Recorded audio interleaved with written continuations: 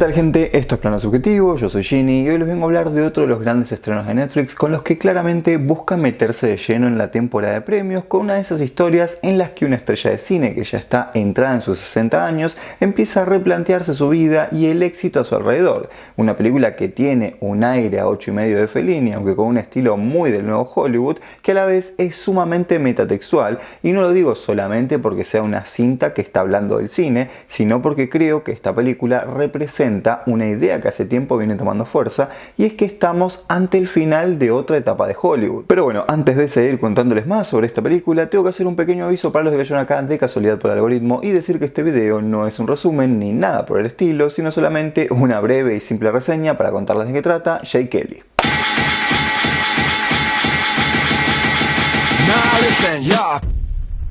Película estadounidense de drama y comedia original de Netflix que se estrenó en el Festival de Venecia el 28 de agosto del 2025, tuvo un breve paso por algunos cines a mediados de noviembre y desde el 5 de diciembre está disponible para ver en la plataforma de Netflix. Tiene una duración de 2 horas con un guión escrito por Emily Mortimer y Noah Baumbach, quien además también dirige esta película, y seguramente le suene el nombre de Noah Baumbach porque es el realizador de películas conocidas como Historia de Familia en el año 2006, Margot y la boda en el 2007, Greenberg en el 2010, la película aclamada por todos, Francesa en el 2013, Mientras somos jóvenes del 2014, Señora América en el 2015, Los Meyerowitz en el 2017, Historia de un matrimonio en el 2019 y El ruido de fondo en el 2022.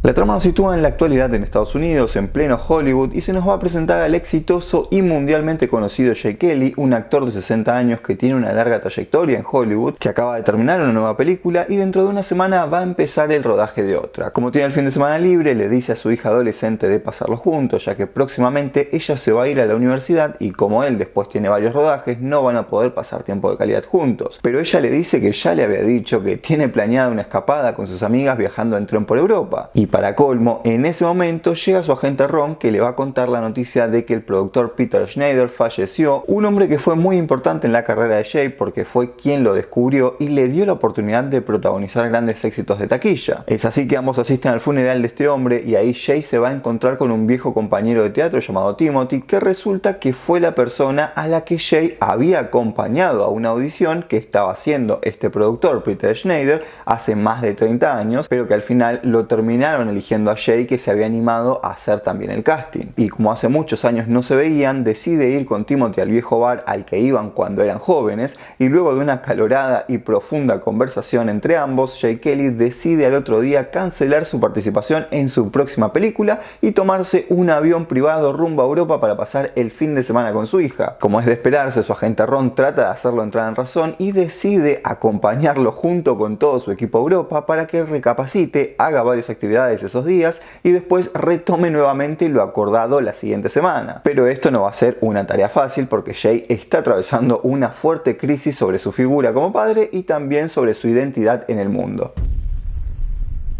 Tenemos una película que arranca con una cita de Sylvia Plath sobre lo difícil que es ser uno mismo, y esto hay que tenerlo en cuenta porque prácticamente de eso trata el conflicto de la película. Jake Kelly es una estrella de cine, un hombre mega millonario y mundialmente conocido que sufre una crisis. Y ya sé, seguramente muchos van a estar pensando que la película busca que como espectadores empaticemos con esa crisis, pero ¿cómo hacerlo cuando es alguien que tiene una vida tan distinta de la nuestra? Y la historia es consciente de eso y por eso utiliza esa crisis de una forma que sea simpática, en el que obviamente este viaje tiene pequeñas situaciones de comedia y otras escenas bastante conmovedoras, donde determinada situación lo va a llevar a recordar un momento específico de su vida de una forma estilizada, donde la puesta en escena va a cambiar para presentarnos ese recuerdo. Es una mezcla de 8,5 de Fellini con el clásico estilo de las películas de Woody Allen, pero lo que creo que la diferencia de esas inspiraciones es la mirada autoconsciente que propone su relato. Obviamente es una película realizada para emocionar al espectador, hay cuestiones universales que tiene su guión respecto a la paternidad, el hecho de que se la pasó trabajando y que se perdió el estar con sus hijas, sus amigos o valorar a la gente que tiene alrededor, como también el hecho de preguntarse si todo lo que había hecho hasta ese momento valía la pena. Estas son cuestiones que, como digo, son universales, nos podemos identificar con ellas desde ese lado, pero igual yo no creo que esa sea la idea central que me están contando, sino que también nos habla del arte de hacer películas desde un lado existencial, planteado un poco desde el personaje de Ron, Rom, que interpreta a Adam Sandler, sobre el por qué uno hace películas. Por supuesto que hay un lado económico, porque el cine es una industria, pero también tiene un uso expresivo. El por qué se elige esta historia, esos conflictos y estos personajes. Siempre hay algo detrás de toda producción. Hay varias películas que a su manera hablan metatextualmente del cine, hay muchos directores que hacen su carta de amor al séptimo arte. Babylon es uno de los ejemplos más recientes que, si no la vieron, se las recontra recomiendo porque es una obra maestra, pero que a pesar de ser tan excelente y estar protagonizada por grandes estrellas como Brad Pitt y Margot Robbie,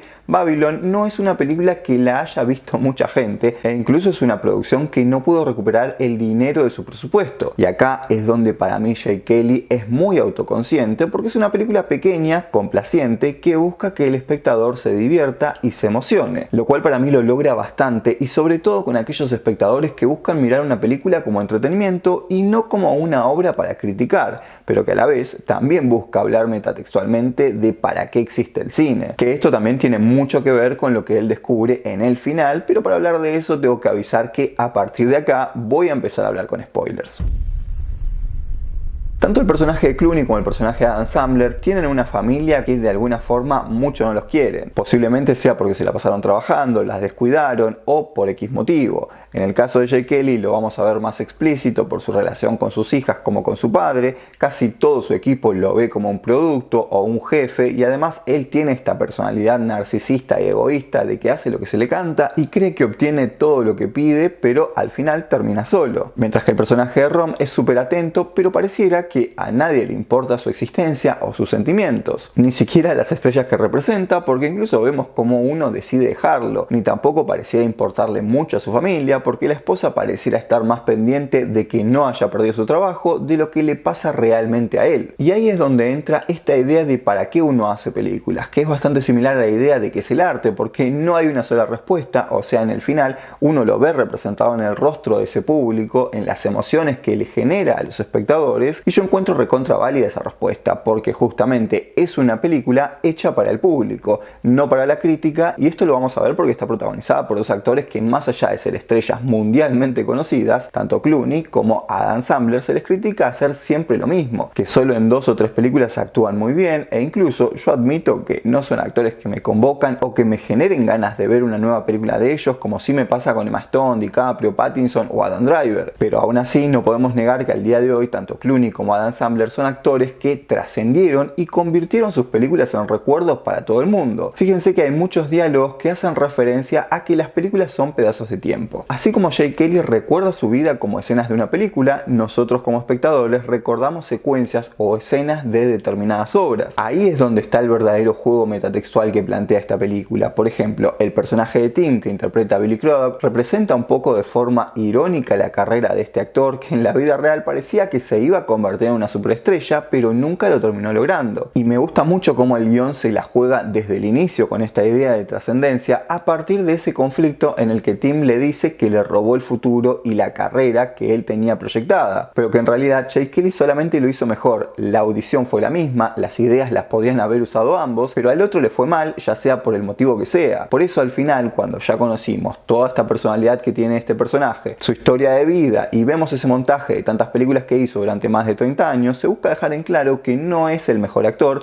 no fue el mejor padre o el mejor hijo, ni tampoco es buen amigo, pero hay algo de él que al público le gusta, que hasta el día de hoy sigue funcionando, y por eso les mencionaba el caso de Babylon, porque es una película que está más presente en una discusión que cinéfila, porque apunta en principio a ese público, lo cual sucede todo lo contrario cuando hablamos de La La Land, que es del mismo director, también trata sobre el cine, pero es mundialmente más conocida que Babylon, y por eso les recalcaba que es autoconsciente. Tanto Noah Baumbach como Emily Mortimer son cinéfilos y el guión te transmite eso y su inspiración en varios clásicos, pero que está articulado como para un público más general. Y estoy completamente seguro que todo el mundo va a ver Jake Kelly, ya sea por la manera estilizada en la que está contada su trama, por sus protagonistas o por el medio en el cual llega al público, y eso me parece que también es otro gran recurso autoconsciente de su guión, porque además de mostrarnos cómo una persona se replantea la vida, la historia también de alguna manera nos está hablando del fin de una etapa de Hollywood de la cual cual George Clooney es una de las estrellas referentes de los grandes blockbusters de las últimas décadas, y que ahora como que estamos en otro momento de la historia del cine, donde pareciera ser que el que más está entendiendo las nuevas formas de consumo es Netflix, que a diferencia de muchos, yo no creo que el streaming sea el gran enemigo del cine. Creo que el celular, las redes sociales, los influencers o la IA son los que cambiaron realmente las formas de consumo del arte en general. Pero bueno, eso es un debate para otra ocasión. Me quedo con todo lo bueno de Jake Kelly, que obviamente no es una película perfecta, pero que mientras la veía me fue gustando más de lo que podía llegar a imaginarme que me guste una película de George Clooney,